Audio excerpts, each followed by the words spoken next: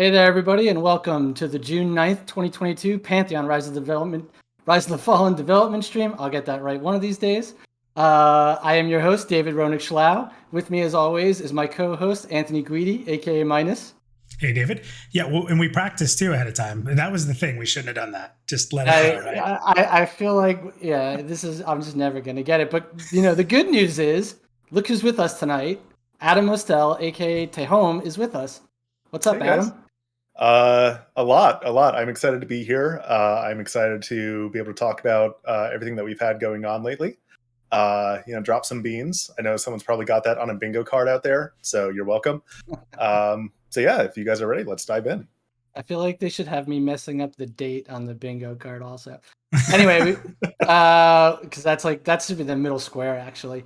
We got a great show as always tonight. Obviously, our main feature tonight is going to be showing off the changes to the monk class and combat in general, and we're going to go in game and show some footage of that and some really exciting stuff there. But before we get into that, we want to talk a little bit about some recent changes that we've made in-house to the race and class combinations in our first installment in a segment we'd like to call Game Updates.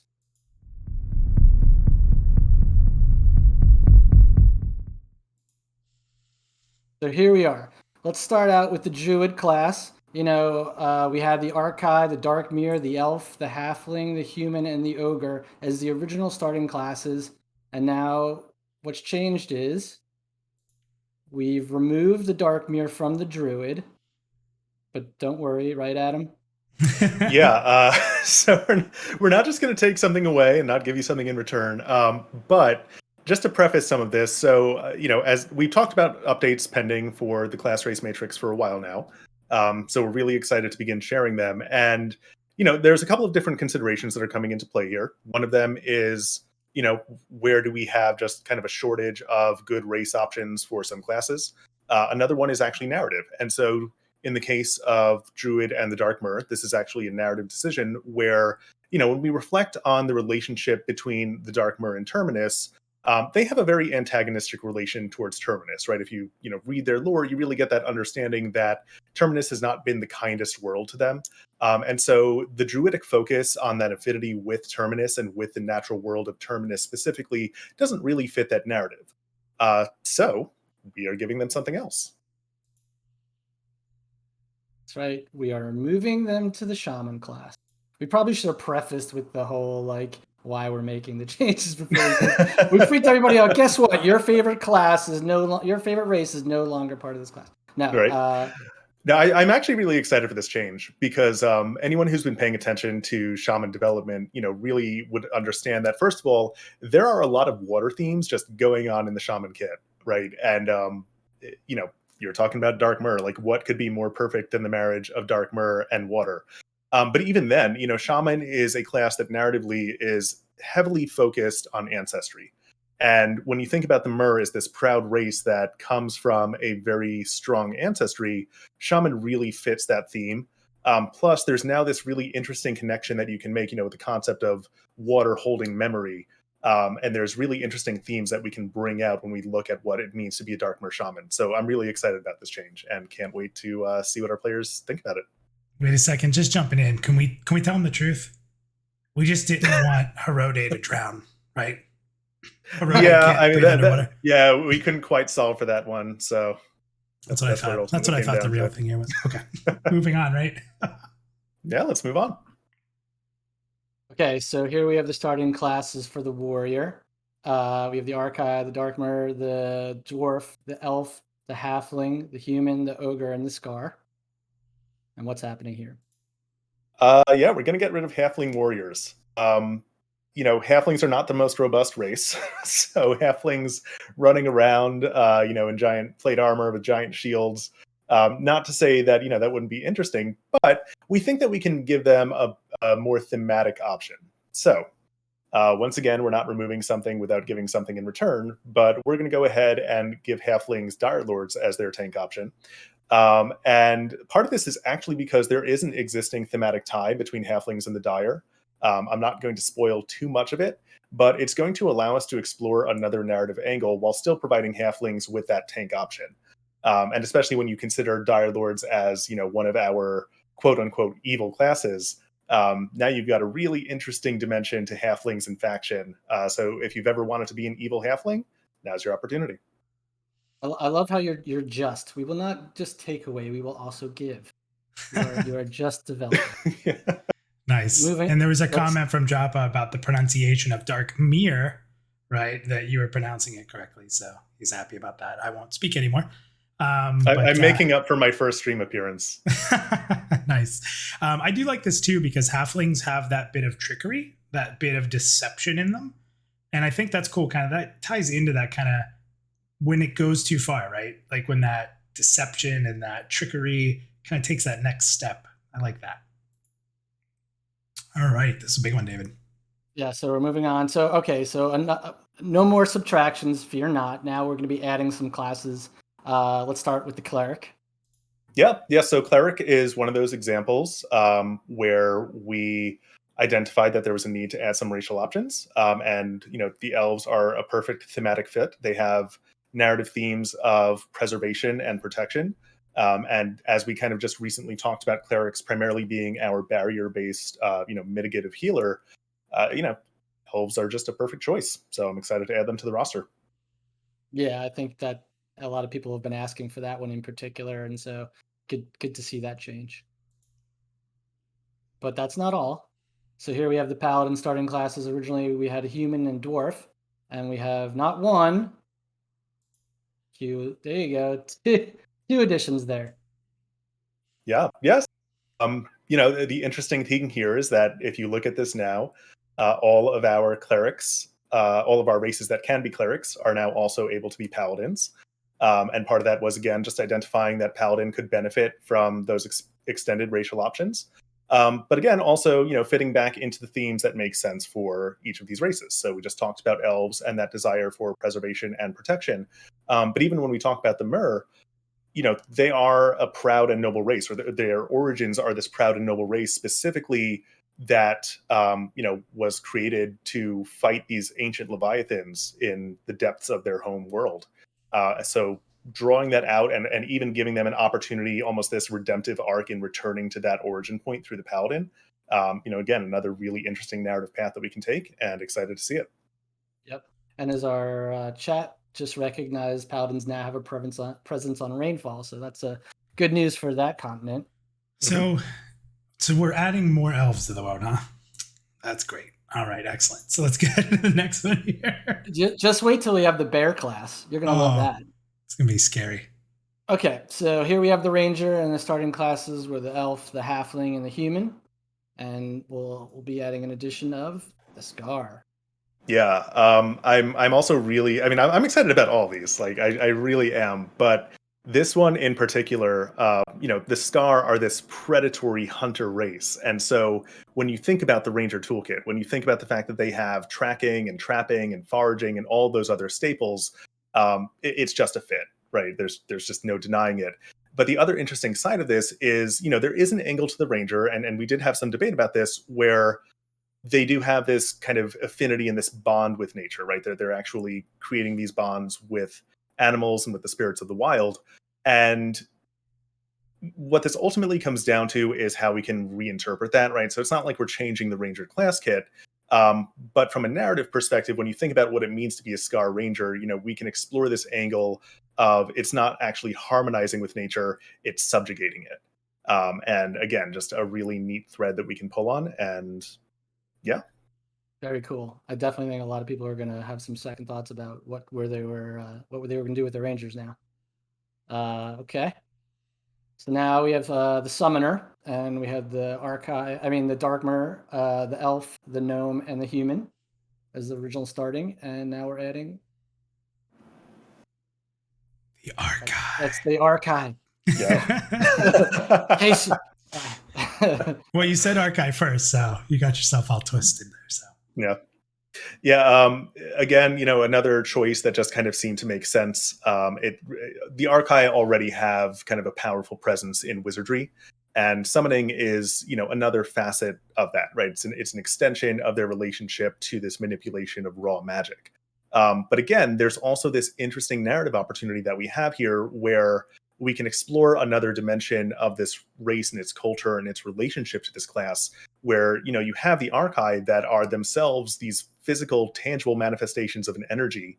And now we get to kind of explore, what does it mean? Like, how do they view a faction of themselves that have taken it on to actually bind other energies into forms for the sake of servitude. So I'm really excited about some of the tension that's going to occur there as well. We talked about the tension of something like the Darkmer Cleric in the past, and I see a similar opportunity here where they're kind of in line with the race, but separated in a way that the rest of the race kind of views them, is just not quite the same. There's a little bit of distrust there, there's a little bit of disdain, and I'm excited to see it. For sure. So then here's an updated race class matrix, and we'll have this up on our website soon enough, as well as the races will be updated with the new icons and the what classes they represent moving forward. I encourage you to come check it out. The website is a place where you can pledge and be part of the Pantheon community. I think a lot of a lot of fun happens in our Discord channel, and I think if people knew exactly how much fun there was being had, they'd probably be trying to get in a little sooner. But yeah, let's talk a little bit about the changes overall. Minus what? First, let's go to you. What do you think? What are your thoughts? I think the standout to me, and it's not for me as a player, like I'm gonna actually say standout that I think is exciting for the community, is the Paladin being not just one extra race, but two. I think it's a really popular class across all fantasy. And I think it was a little restrictive when we looked at just being able to be human or dwarf. So giving people a little bit more with it. And Adam, you're free to talk about this if you want to correct me here. But what's interesting about our Paladin compared to many other games is that the Paladin sort of has left the cleric culture, right? They have sort of their own ideals, and they're kind of looking to enact a little judgment, a little redemption. They're sort of like a redeemer style Paladin. They're not like the do everything right. They want to really conquer evil, and it's a little anger filled. And I think that having a Darkmere in that is interesting. So, I mean, anything further you want to add on that? Because that's what I'm most excited about. No, I mean, I think you summed it perfectly. Our Paladins are absolutely a little bit more of that, avenging kind of style, really kind of not passively protecting, but actively hunting out and rooting out evil. And yeah, I mean, the degree to which there's that kind of proactive nature that can lean into some of the fury and the resentment that the Darkmer hold. And certainly even the elves, right? The elves have their whole history of how they've kind of diminished over time, and are trying to in some ways retreat, but then you also have these other faction of elves that are actually kind of going out back into the world and actually in some cases rooting out evil. Like, it's literally, if you go back to the elf page, it kind of says that specifically, and it's a perfect fit.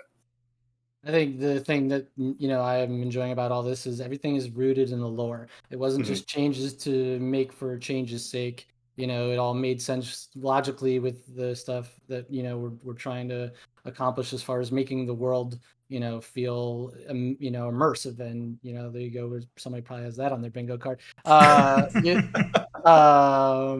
those bingos.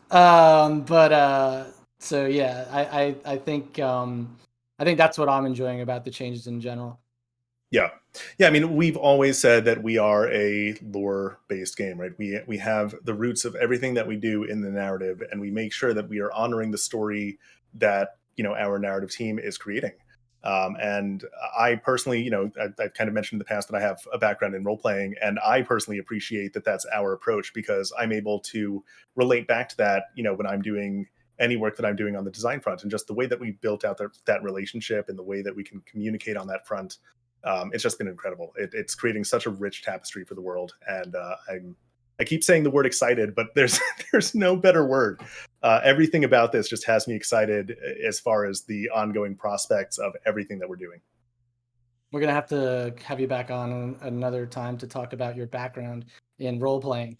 But in the meantime, we're gonna head over to our next segment, and just remember, actually, Minus, we're gonna probably take some questions at the end here. So if you want to hold your questions on the Matrix until after our next segment, which we're excited to kind of get right into. Let's do it, man. This is a big one. Hope you guys enjoy. And like I said, get those questions in there, and hopefully afterwards we'll have some time for you. Here we go. So I think it's safe to say we're excited to show some in-game footage highlighting the updates to the monk class, as well as combat in general.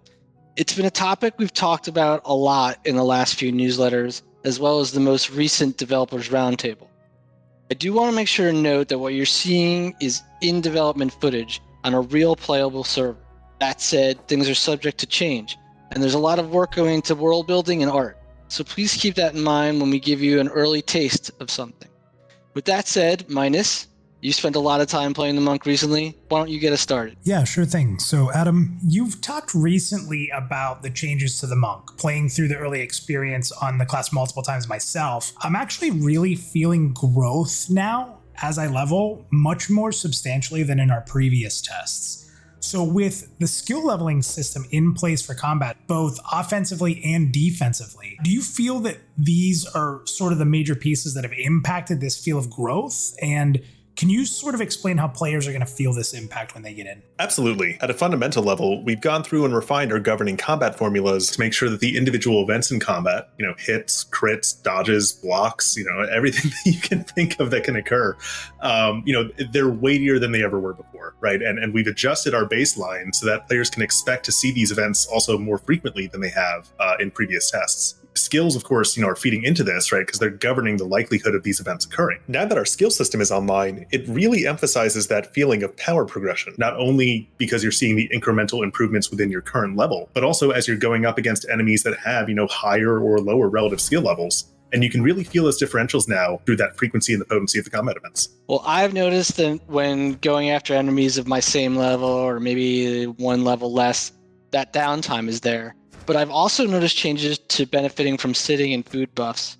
Can you talk a little bit about these items? Yeah, we definitely increased downtime from previous pre-alpha sessions. Downtime is one of those controversial things that can yield mixed reactions from MMO players. We've sort of been conditioned to expect that, we can remain in a fight indefinitely or move immediately from one encounter to the next. But really having some form of downtime is extremely vital to Pantheon's design on a number of fronts. I find that often players will recall moments of downtime as opportunities to recalibrate with their team or socialize, and that's absolutely true and important and definitely a pillar that we're leaning on. But there's also bigger design considerations that come from what downtime means when related to the actual experience of combat. The most fundamental of which is resource management. The more mana you're burning through in a given encounter, the more time you're spending to recuperate before the next one. One thing that we're emphasizing with our downtime model is the concept of investment. The more time that you spend resting, the more health and mana you're going to recover with each tick.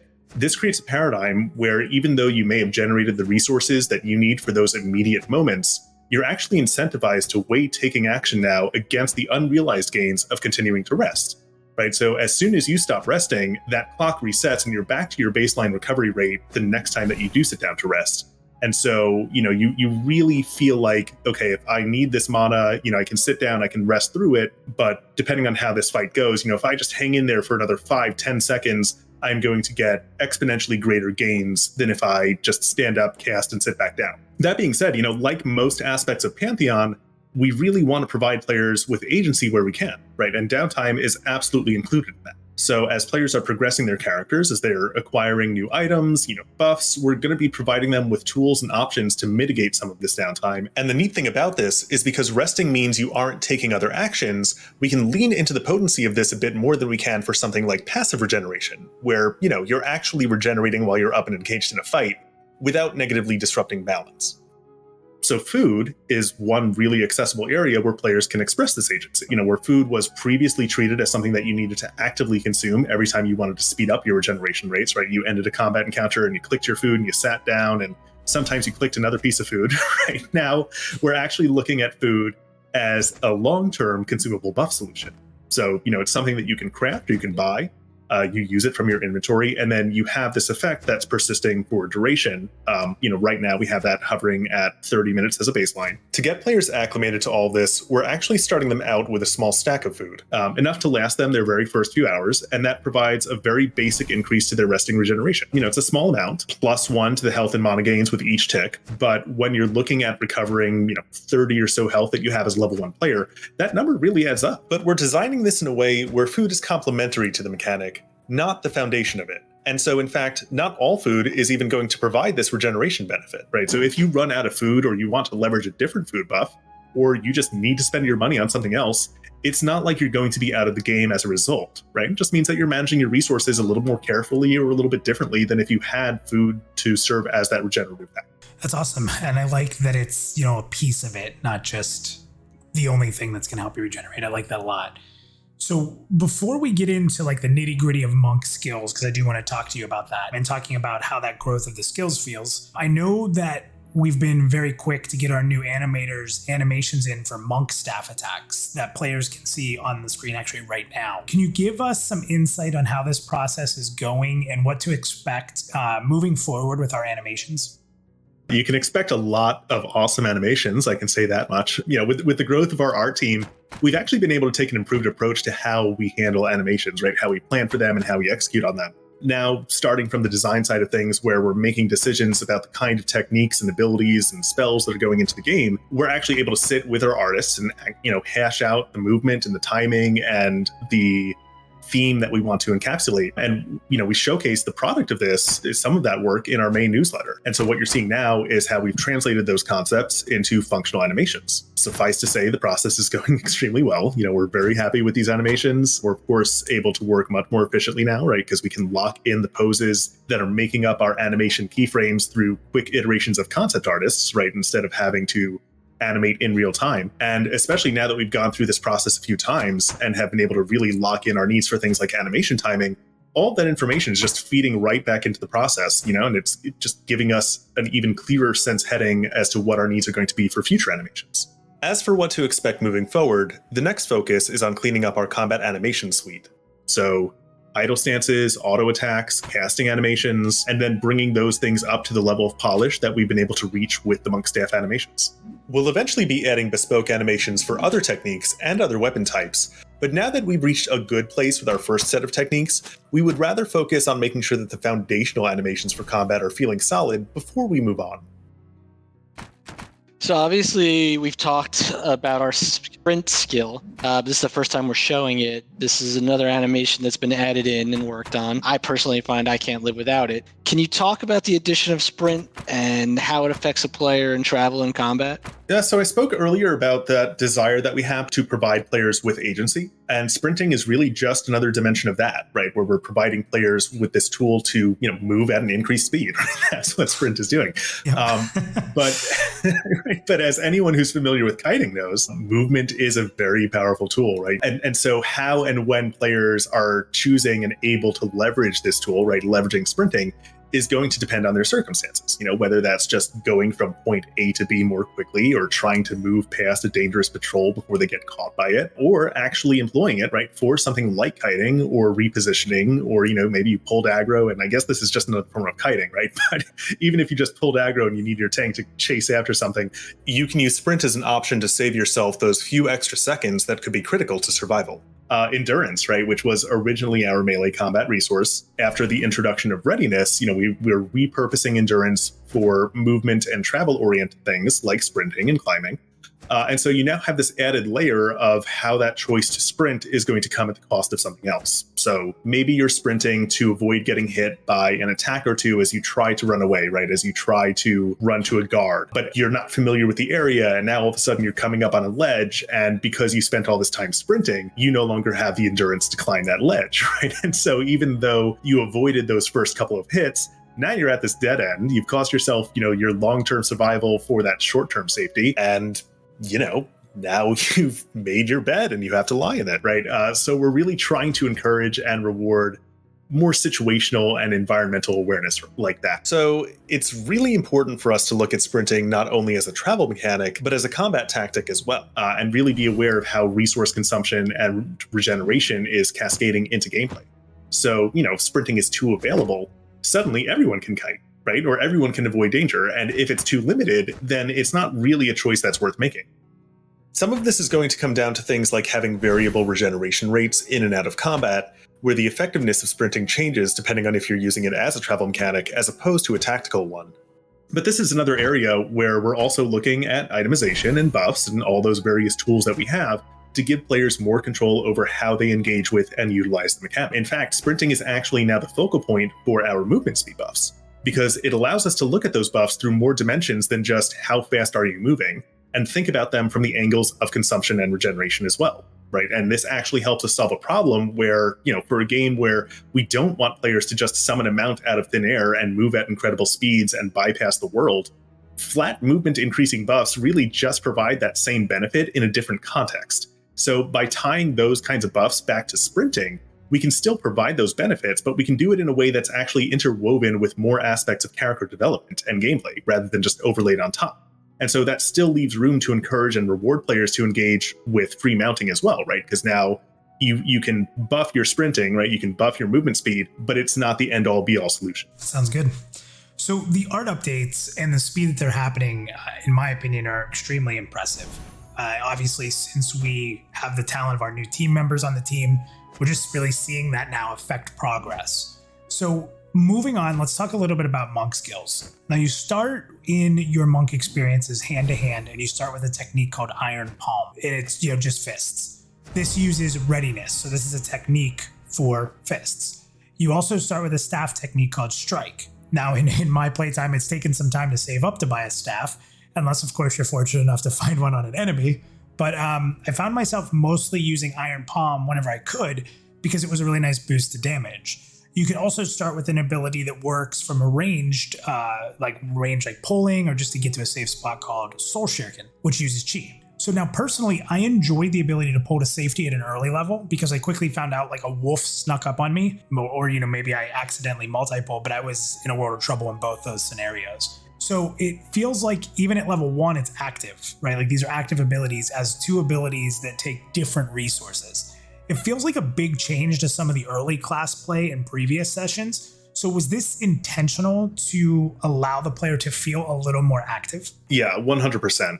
Especially for our non-casters, there's kind of this balance that we need to strike between trying to slow down the overall actions per minute, in pursuit of that more tactical gameplay, but still provide those players, again, with that sense of agency and things that they can actually do in combat while they're waiting for those resources to build. And so that's part of where that distinction between readiness and unique class resources comes into play.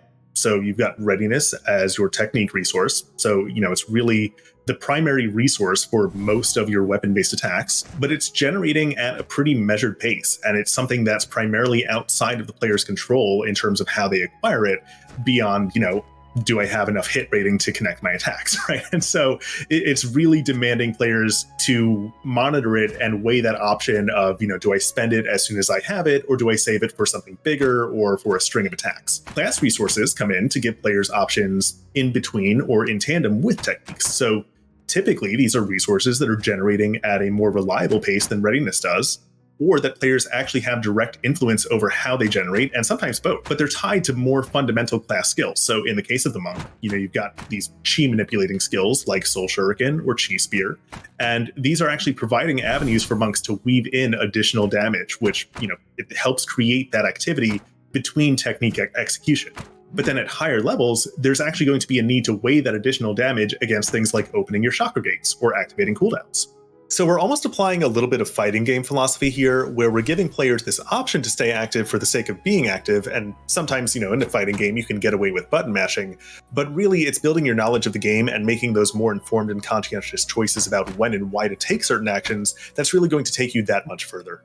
All right, I'm going to get a little more in the weeds here on monk abilities, kind of dig in a little bit. But upon gaining a few levels, the monk receives Resonating Impact and Wandering Fist. Now, Resonating Impact is a universal technique, which I found interesting because it works with any weapon. I really liked the feel of that and thinking of how, possible universal techniques can work across different weapon loadouts in the future. But another thing I loved about this level was the choice actually started to become really important, not even more so than, starting as we talked about. To give a bit more clarity on these abilities, Resonating Impact would return damage done as health back to the monk. And wow, was this huge when it came to soloing in those early levels and helping, kind of time that out. It used Readiness, and it carries a good cooldown. So I didn't really find myself able to use it, more than twice maybe in a long fight.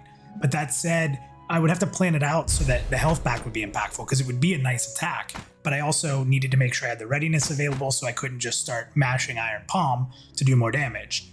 It made the early gameplay again feel more interactive. That's further evident with Wandering Fist, which was a really interesting skill in my opinion, because it plays off the open chakra gates thing a little bit. Early on, just kind of talks about it. But at this level, it's a quick low damage strike, and then turns that ability into a guaranteed evade of the next attack. So this really became about timing. And there were a few enemies that, after fighting for a while I was leveling, I learned these abilities that would apply like a bleed or a debuff to me, and realized that if physical, now not for everything, I couldn't avoid, casting and such, but I could use this ability to evade it. What I liked about this was that I sort of had to be prepared. I, again, couldn't just mash my damage abilities because of the global cooldown, and I needed enough time to to hit the Wandering Fist, and then that evade comes up after, so I needed the time to hit the ability, then hit the evade. If I planned it correctly, when that attack was ready to come, it really felt amazing to negate it and save some downtime. I say this because, as we talk about earlier in this conversation, feeling active is important, but in this case, it was a bit of inactiveness and waiting that made me feel like I was more prepared and I was more, skilled in my fighting. Am I getting the right vibe here from like how I'm interpreting this and how this is laid out? Yeah, I'm smiling as you're describing this, because this is the heart of what we want to see out of combat in Pantheon. And I'm so glad that you were able to feel that in that early monk experience. This is a great example of what I mentioned earlier with regards to being active through button mashing versus being active through that mental engagement and decision making, right? Because you're not just using your abilities because they're available or because it's an optimal rotation. You're actually attentive to what's happening in the moment. You're attentive to the state of your resources, and you're developing that awareness of, what could still occur in the fight before it ends. And so really knowing your enemies and your skills and even your teammates and what your teammates bring to the table. I mean, those are the differentiators, not just between failure and success, but even just efficiency and risk mitigation. So this even calls back to the comment about downtime, right? Because now you have this agency to use your resources in a way that you're actively mitigating downtime. Maybe it means that a fight takes 5 seconds longer because you're not using your most powerful abilities, but the abilities that you are using are, if in the example of Resonating Impact where you're returning health, maybe that saves you 20 or 30 seconds of downtime before the next fight. And so, there's a value add there. And as we layer in more and more of those decision points, right, and more challenging enemy abilities, and especially in a group scenario where you've got, combos and state manipulation, the combination of all of those decisions in concert with one another, that can be the difference between being ready to handle, a sudden add or a bad pull and a full wipe. And I mean, that is exactly what we want to see. That is exactly what we're driving towards. And I'm just grinning ear to ear that you felt that. Yeah, so, obviously I love hearing about all the layers and everything that's gone into the monk class, and we've been focused on it a lot recently because of the work on, since the pre-alpha feedback and just the techniques and stuff. There's a lot of fans of other classes out there, though, that want to hear about their classes. And I was hoping you could comment quickly on the fact that while the monk has been highlighted here, work is being done with the other classes too. We're paying a lot of attention to the monk right now, and it has absolutely nothing to do with the state of the other classes from a technical point of view. And really, it just is the fact that the monk happens to be better positioned for us to show off things like animations. The other classes are definitely still getting love and attention, and I'm not nerfing them to the ground, I promise. So on the melee side of that, the Dire Lord and the Rogue, the main emphasis has been on developing their techniques, right? And making sure that each weapon type is adequately delivering on the identity that we're creating for it, while also ensuring that things like class resources, Monk Chi as an example here, and the abilities that are related to those feel good to use and are interacting in ways that are meaningful with techniques. Casters are a little bit different. They're driven more universally by mana as a resource, and so they're a little bit more susceptible to downtime. They also have access to a much wider range of buffs, debuffs, state manipulation, things that our melee typically, they may have access, but it's not as readily available. It might be, more technique dependent. And so given how we've adjusted things like resistances, raw spell potency, while we're letting our melee classes be our proving ground for techniques, for casters, we're really much more focused on where the numbers need to land for things like mana costs, cooldowns, and spell potencies, so that we can ensure that they feel adequately powerful, without tipping the scales too far in either direction. What this does, though, is it creates a really great opportunity for us to nail down their distinct identities. So, for example, with the wizard, we want to make sure that they're really delivering on that glass cannon fantasy. And for something like the shaman, we want to give them the right mix of healing and buffing and debuffing ability so that they can really live up to their class fantasy without being outshone by more dedicated healers. With the exception of Bard and Necromancer, all of our classes, not just these 6, they have their kits plotted out all the way up to level 50. But I do want to make it clear that the primary emphasis right now has been on the implementation and balancing up through level 10 for the classes that we do have online.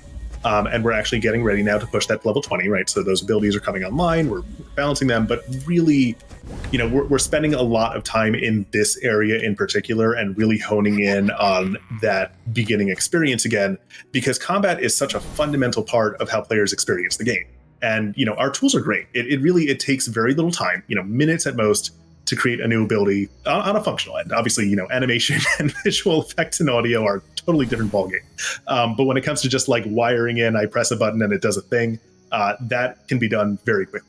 But making sure that those abilities feel good in gameplay, right, and interact well with the rest of the kits, that is a much more nuanced process. And so rather than bloat the class kits with every single idea that's on the table, right now we're really focused on those fundamentals, because as we flesh these things out and as we're getting data and feedback from our testers, as we are identifying the adjustments that we need to do, all of that work is now building the foundation that we can use to grow those kits out further and bring the remaining classes online with much better confidence that our math is where it needs to be and that we're really providing the right abilities at the right levels. So, it lets us implement, it lets us iterate more quickly, and we don't need to spend as much time on rework. Well, it's really great to show off in-game footage of all this action after we've been talking about it for a bit now. And I have to say, for what it's worth, I've greatly enjoyed this early level experience, and I've played through it multiple times. I like how engaging it is, and I think our community, especially Monk fans, are going to love it. What do you think about taking some questions from the community? Absolutely. Let's do it. All right, so we're going to take some questions here in a minute. Like I said, this is me stepping aside from being a dev for a minute and as a player. And I just want to say, I went in to just sort of test things out and see how the new monk changes were. And next thing I know, it was 4.5 hours later.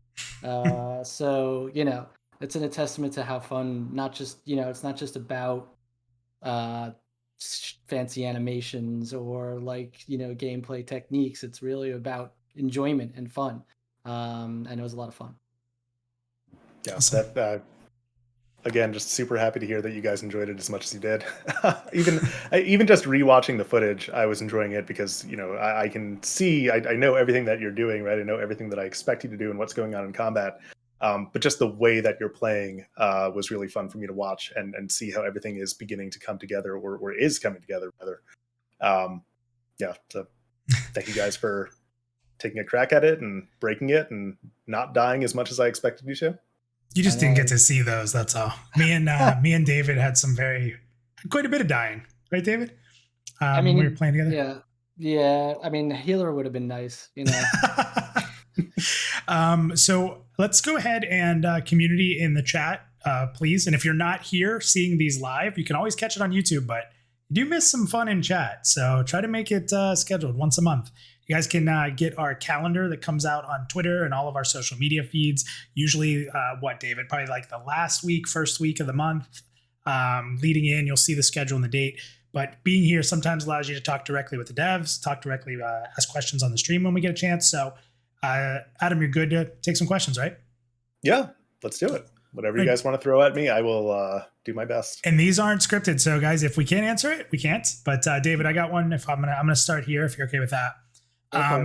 So one of our community members here says, I remember somebody saying that in development, after the integration of the network stack, that there'd probably be a lot of things that would move faster for development. Is that still expected to be true? And can you maybe just talk about why that might be the case, just a little bit?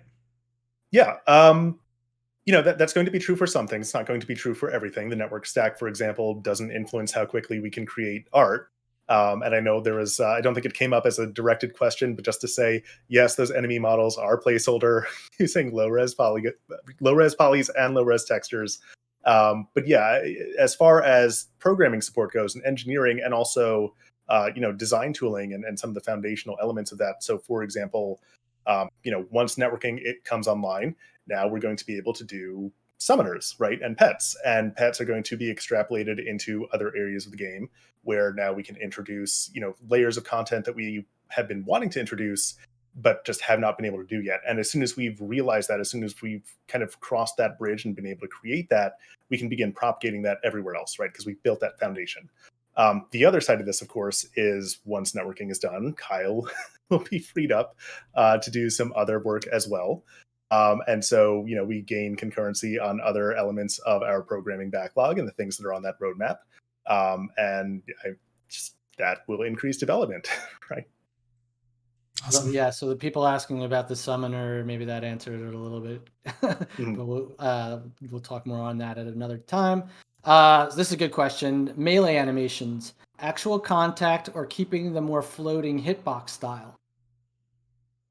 Actual contact. Let me preface that. When I say actual contact, I don't mean that you should be guaranteed to always be like right up against your enemy, right? So, the way that we are designing this game, the way that tab targeting generally works, we will try to fit hitboxes as much as possible, but even then, we have to allow for some leeway, both from a networking perspective, in case your position isn't registering when it needs to, but also if you're trying to run away from an enemy, if we have that buffer too small and you just hit sprint and start booking it, you will gain probably more advantages than we want you to have, and you won't necessarily take some hits that we would prefer you to take just to keep that difficulty level up. But the other side of that question that I've also seen some comments about is, hit animations, right? The reactivity to being hit. And that's absolutely something that we will be doing. But again, a lot of what you've seen were placeholder models. And so those animations have just not been brought in yet. That'll come with final art. Great. And if I can add to that real quick, because honestly, while it sounds great that you want your staff to make sure it hits an enemy so it looks like, from a gameplay perspective, it would be miserable. I mean, imagine a full group fighting enemies and having to be like right up in their face if you're using hand to hand. For a wizard or an enchanter who's standing back, it's not a problem. But when you start having to crunch up and stack on something to hit it, it really takes away a lot of the feel of the gameplay just for a very minimal thing that's probably not going to matter that much after you've played enough. So that hitbox should, as Adam says, should be a little bit bigger than, if that bird could only be physically hit, think of how small it is. And think about a bird that's like super high level when you're fighting it for a long time. It would not be enjoyable to have all your melee stacked up and you can't even see it. So I think spacing is required in this style of game in tab target, as you said. And I don't think doing it the other way, although it sounds good, would actually be good. And I don't know about you, I keep my camera out like pretty far when I'm playing an MMO, unless I can play in first person. But either way, right? If you're first person, you're not even necessarily seeing that connectivity. And if you're too far out, it's going to be, it's all a matter of perspective anyway. So keep your camera just rooted right behind your character and you won't even notice. David, you said you had a question? Yeah, before we get to the next question, someone was asking about the class matrix chart being posted somewhere, and I just want people to know it's going to be on the website. It will be on, I believe, the class front page, and the whole visual, the whole graphic of the matrix will be there. So easy access, so you don't have to scroll through if you choose not to. But yeah. And then there was a question about, let me find it here for a second. The mob hit points, pretty normal for this level. At what point will players be expected to, quote, group up? So this is an area that's still being fine-tuned, right? Again, we're still in pre-alpha. A lot of this is still a work in progress. We're closer to where we want to be, but we've got to get everyone in there and testing and hitting on these things to make sure that it's giving us the data that we want to see, right? That we're seeing the numbers and the time to kill that we want to see. So we're getting closer to that. But part of this is we've just made some bug fixes and adjustments that required us to shift the numbers again. So that's going to be an ongoing process. And honestly, I expect that process to continue at least into alpha. And even then, balance is just an ongoing process. All that being said, specifically with respect to grouping and solo ability. So Monk in general is a very soloable class, right? You have self heals, you have defensive abilities that, especially at the low level, really. I mean, Tony, minus you were saying earlier that you were playing the rogue, and that rogue experience was very different from the monk. Yeah, just a little different. You don't have access to that basic dual wield until you get another weapon. You don't have those same defensive abilities, and so some of what you saw was just, this is how powerful monks are. But in general, the level that we expect to be kind of soloable is the 1 to 10 range. But if you haven't listened to it, the previous developer roundtable, I actually go into a little bit more detail about our expectations for solo ability. So even though level 10 is what we're targeting as like our big grouping level, the solo content will taper off and become more and more difficult as you go kind of creep up to and beyond that point. And I think anything, the nature of these sort of games in general is, yeah, sure, you can solo, but it's going to go a lot faster when you have a group. In particular, the monk, there's an early quest that you could use some help on, in the first couple levels. So, Yeah, I was going to add to that real quick is that you saw me and Adam grouping towards the end there, and we died. So, the thing is you're going to have these paths to take. And David, you and I played for a long time today, and we died a lot. So, I've played through that monk that you saw there. I've played through like levels 1 to 6 like a lot of times, and played a little bit of the higher stuff to like 8, 10. But I'll tell you, like, if I wanted to play solo, I could, but it was going to take me longer. And even though I could solo, once I got in a group, I was trying to go after a little bit harder enemies, right? I tried to go to the skeletons a little bit earlier because skeletons can drop weapons, right? Skeletons can drop cloth armor. And they would drop things that I could sell for a little bit more money. So while I could have just kept killing level 1, 2, 3, 4 things in a group, being able to take a group and challenge a little bit more difficult content where you can still get in trouble is very real. And I felt that tremendously through, so while you don't need to group, the urge to group and what you can achieve is like that carrot on a stick that will make you want to group, and you'll have advantage for doing so. Yeah. Again, another one of these things that we go into so much detail about in the last developer roundtable. So if people want to know more about kind of the philosophy of what's driving players to group up more, Minus just did an excellent job of encapsulating that. But definitely give that a listen because we go into a lot more detail. David, you got another question? So here's one. Joppa told us resource regen stops in combat, but Tehom was sitting to med while enemy was mezzed. Is combat meditating bad? It is. One thing I will say is that the time that it takes to enter the resting state where you begin regenerating, there's actually a little bit of a kind of time lapse before you get to that state if you're trying to rest in combat. So that does discourage you from just sitting as soon as you need to, and again, plays into resource management. But yes, it is back. I also want to let you know, Adam, that they love your shirt. This is an interesting question. I don't know if we can really get on it yet, but will a monk who has chosen the keeper path still be able to solo similar content as one who has not? Choosing to be a keeper, again, another thing that we kind of talked about in the last DRT, but choosing to be a keeper has no bearing on your combat ability. The only thing that, and again, this is something that we are not fully committed to yet. It's our current design philosophy. There was some pretty good reception to it, so we're definitely interested in moving forward with this in testing. But the notion is that any skills that are kind of part of the keeper kit, the idea of being able to identify enemy traits or reveal, certain passages, those skills can be put onto the bar, but you don't have to bring them, right? If you don't want to play a keeper or you don't want to be a keeper role, in a group at that moment, right? You just don't bring those skills, and you're still as effective because you replace those skills with your, core class skills or other techniques. Great. So 2 questions that tie into the sitting that you were talking about with in combat, but in general, there's 2 questions I'm going to kind of put into one. So first, how does sitting affect stamina regeneration? But then on top of that, you kind of talked about this before, but if you could explain a little bit about how sitting is incremental. So if you stay sitting for longer, you start to get a gain in that. There's some questions on what that looks like. Yeah. So with respect to, I think it was endurance, right? That they were asking if endurance would regenerate. Sitting currently doesn't have a bearing on endurance, and that's really because endurance already regenerates pretty quickly. In fact, it regenerates much more quickly than it, like you would be waiting. By the time that you got like your first couple of ticks of sitting regeneration, your endurance would already be back up to full. At least assuming default regeneration rates. With respect to the actual process of kind of building up your ticks, so the idea is you sit down, and the first time that your health regen ticks, it's ticking for 1 point, right? Assuming that you don't have anything else that's modifying it. And it's going to tick at 1 point for, I don't recall the precise number of seconds. I want to say we have it currently set to 10. But effectively at 10 seconds, every tick is now up by +1s. Now you're ticking at 2 each tick. 10 seconds after that, it's another +1. Now you're ticking at 3 each tick. And so it just continues to build up and up and up. And yes, I appear to be Tokyo drifting. It's, we were just, I was told not to use my hands, and I've just been,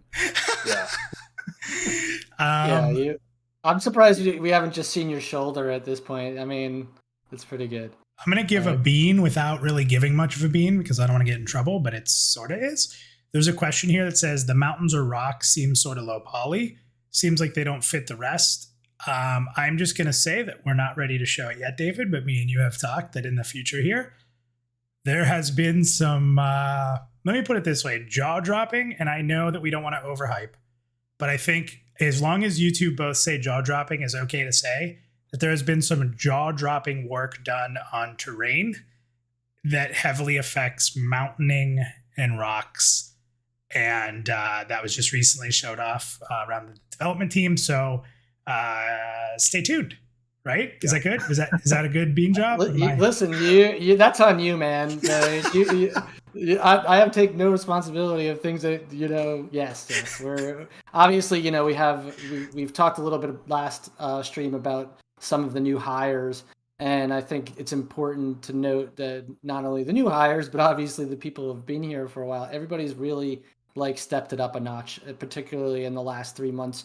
And since the all the network stuff is being done, and there's a palpable excitement internally that obviously we're excited to show as much as we can externally.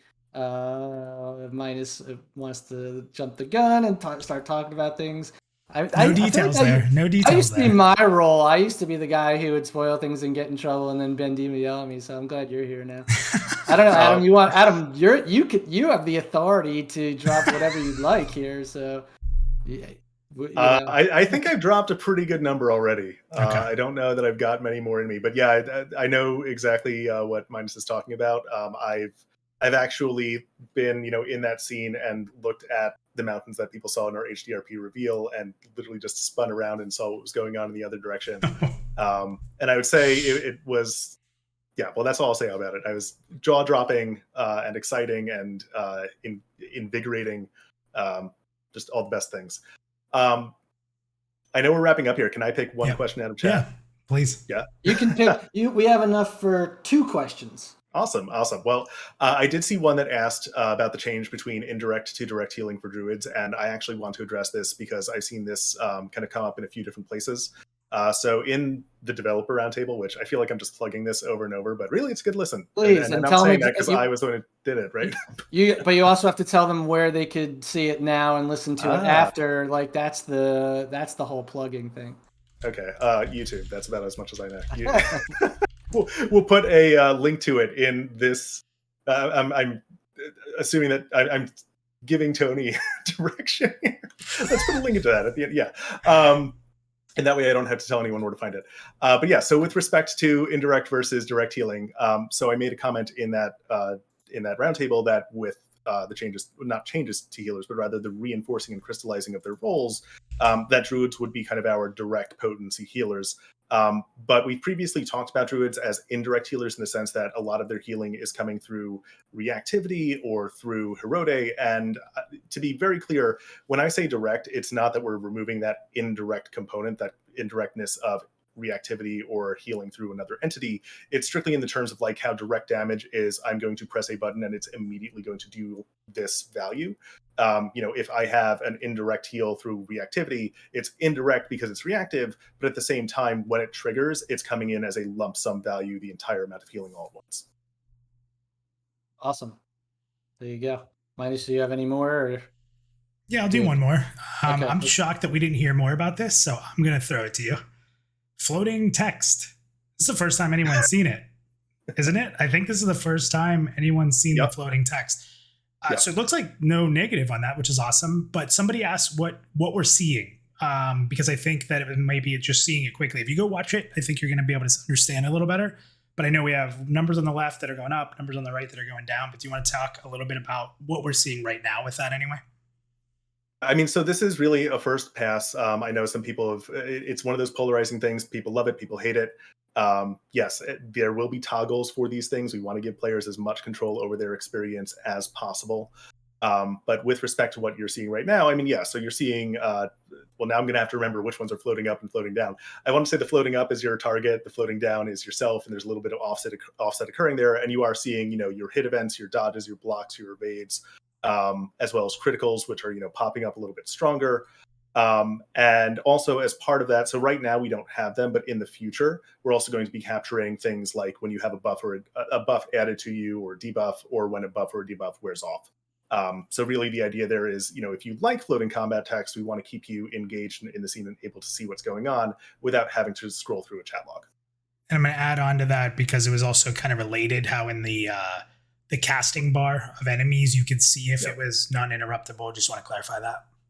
Yeah, I actually wanted to speak to that before you even brought it up, so I'm glad you did.